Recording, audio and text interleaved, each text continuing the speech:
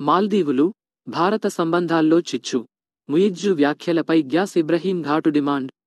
మేటి దేశం మాల్దీవులు, భారతదేశం మధ్య సంబంధాల్లో మళ్లీ చిచ్చు రగిలింది.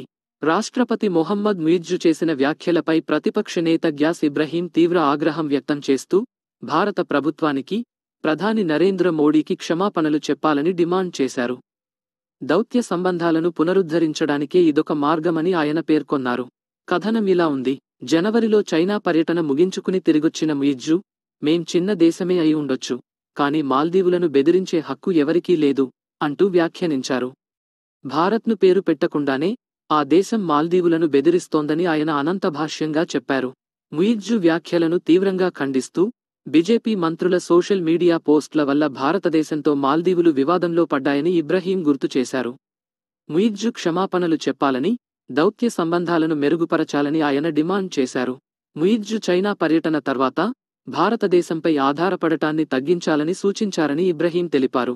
వైద్య సేవలు, మందుల విషయంలో భారతదేశంపై ఆధారపడటం తగ్గించి ఐరోపా, అమెరికా, ఇతర దేశాల నుంచి దిగుమతి చేసుకోవాలని ఆయన ప్రతిపాదించారట.